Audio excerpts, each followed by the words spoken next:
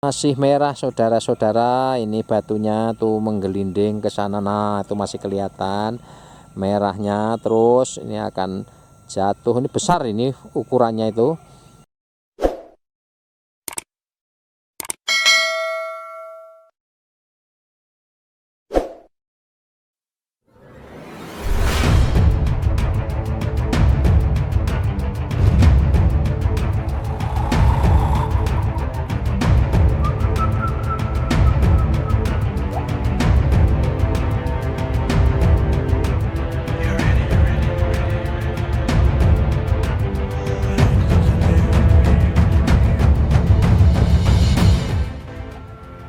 Halo pemirsa dimanapun Anda berada, jumpa lagi di saluran informasi kebumian dan ke gunung apian di channel Jogja Plus, kanal bercerita.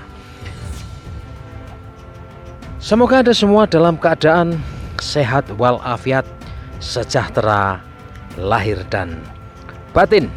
Hari ini Kamis 30 Desember 2021, kita tinggal punya waktu 1 hari lagi untuk memasuki tahun baru 2022, dan semoga setahun ke depan kita tetap diberi berkat kesehatan, panjang umur, dan tentu saja mampu melampaui tahun-tahun yang sulit seperti saat ini.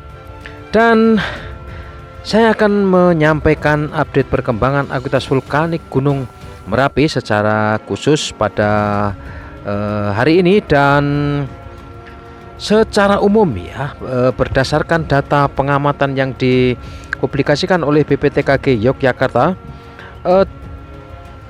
secara visual gunung api tertutup kabut 02 sampai 03, asap kawah tidak teramati, dan ini terjadi sepanjang periode pengamatan pukul 00.00 hingga 06.00 waktu Indonesia Barat. Artinya ini 6 jam pertama pada Kamis 30 Desember 2021.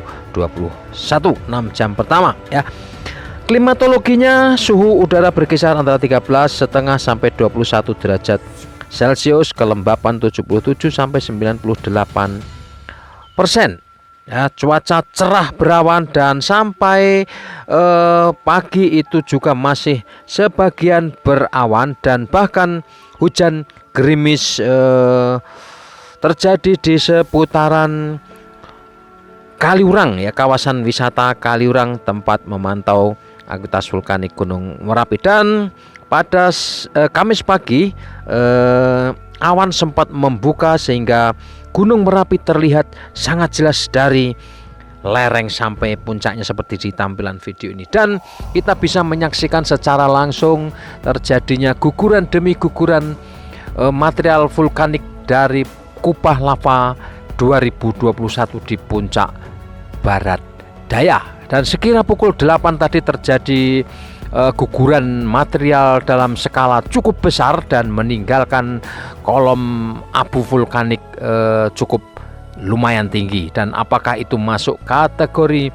awan panas guguran atau tidak, tetapi besar kemungkinan ini bukan awan panas guguran, karena asap atau debu yang ditimbulkan atau kolom asapnya itu berwarna putih ya, tidak pekat atau kecoklatan atau hitam, kehitaman begitu, sehingga besar kemungkinan ini karena memang volume material yang tergugurkan atau lava yang berguguran itu cukup besar. Dan kita bisa melihat lewat rekaman video ini, batu-batunya memang dalam ukuran yang besar-besar, dan sebagian tadi masih terlihat warna merah membaranya ya. Nah, berdasarkan pengamatan petugas, laporan periode 6 jam pertama yang dipublikasikan lewat Magma Indonesia ini terekam ada 55 kali gempa guguran, amplitudo 3 sampai 19 mm, dan durasi gempa antara 39 sampai 162,6 detik. Ini durasi maksimalnya cukup panjang, dan guguran ini kemungkinan menjangkau jarak luncur lebih dari 1000 atau 1500 meter dari puncak. Kemudian terjadi satu kali gempa hembusan dengan amplitudo 3 mm dan durasi gempa 13,1 detik. 3 kali gempa hibrid atau gempa fase banyak amplitudo 3 sampai 4 mm, durasi gempa 7 sampai 7,4 detik. Nah, ini kemunculan gempa-gempa hibrid atau fase banyak ini memang menunjukkan masih terus terjadi pembangunan kubah lava, baik yang di puncak barat daya maupun kubah lava yang ada di tengah. Dan secara visual ini gundukan kubah lava yang ada di bagian barat daya dan tengah ini bisa dilihat, dan seperti di video ini Anda semua bisa menyaksikan inilah kubah lava di puncak barat daya, dan berikutnya ini adalah kubah lava di tengah kawah yang sebagian hanya terlihat puncaknya, dan ini agak jarang terlihat karena asap kawah atau asap solvatara dari titik ini seringkali tebal dan menutupi kawah menutupi kubah lava baru yang ada di tengah kawah. Kemudian alat pemantau kegempaan di Merapi ini juga mencatat terjadinya 2 kali gempa tektonik jauh amplitudo 3 sampai 50 mm, durasi gempa 151 sampai 378 detik. Ini gempa tektonik ya, tidak ada kaitannya dengan aktivitas vulkanik Merapi tetapi terekam di sana. Berikutnya kita akan coba review apa yang terjadi pada sepanjang Rabu 29 Desember 2021 dan frekuensi kegempaan akibat guguran material ini sangat tinggi ya. Tercatat mencapai 165 kali gempa guguran dengan amplitudo 3 sampai 31 mm, lama gempa 18 sampai 163,7 detik. 4 kali gempa hembusan dengan amplitudo 3 sampai 4 mm dan lama gempa 14 sampai 18 detik. Terjadi 6 kali gempa hibrid ya, fase banyak atau gempa fase banyak amplitudo 3 sampai 6 mm, durasi gempa 6 sampai 10 detik. Dan ini juga menarik, tercatat atau terekam terjadi 1 kali gempa vulkanik dangkal. Ya, sekali lagi saya ulangi, terjadi 1 kali gempa vulkanik dangkal amplitudo 65 mm dan lama gempa 13 detik. Ya, ini gempa vulkanik dangkal itu kemunculannya tidak selalu tetap begitu ya, kadang-kadang muncul, kadang-kadang menghilang lama, tapi muncul lagi kemudian berentetan begitu.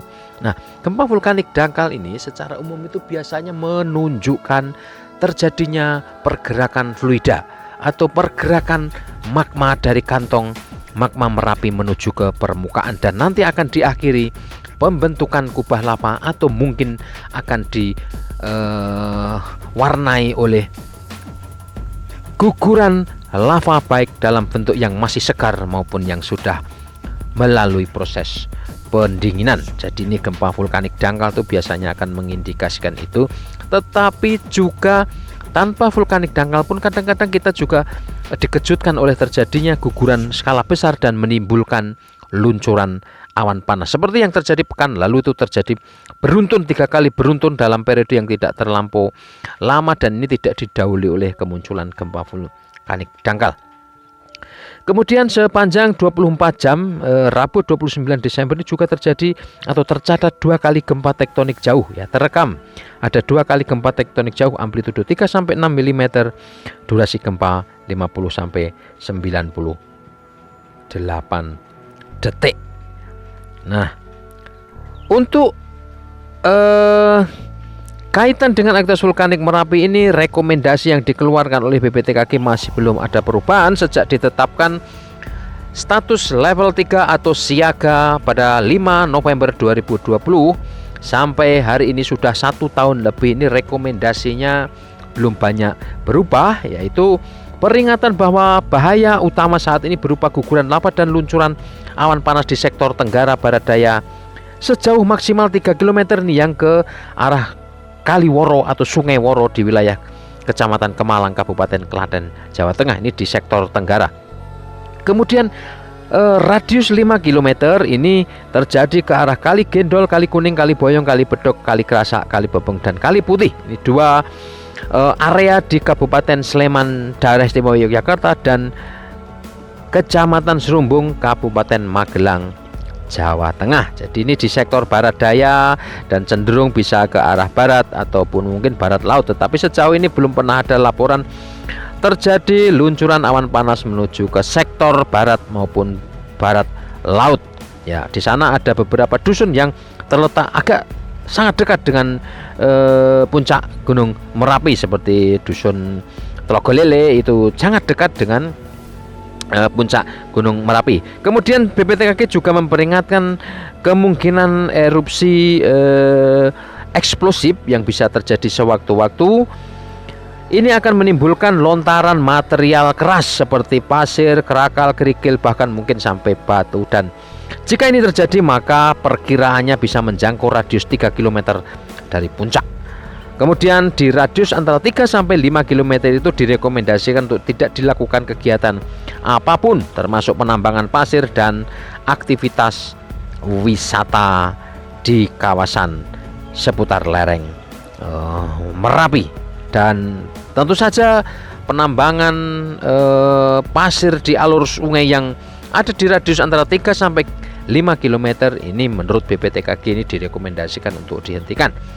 Nah, tetapi kita melihat faktanya di beberapa alur sungai ini masih terjadi penambangan, dan ini memang mengkhawatirkan karena beberapa waktu lalu ketika terjadi banjir lahar hujan ini akhirnya menimbulkan korban jiwa. Dan kemarin juga kita melihat ada longsor tebing di Kali Bebeng, ini di wilayah Kecamatan Serumbung, Kabupaten Magelang.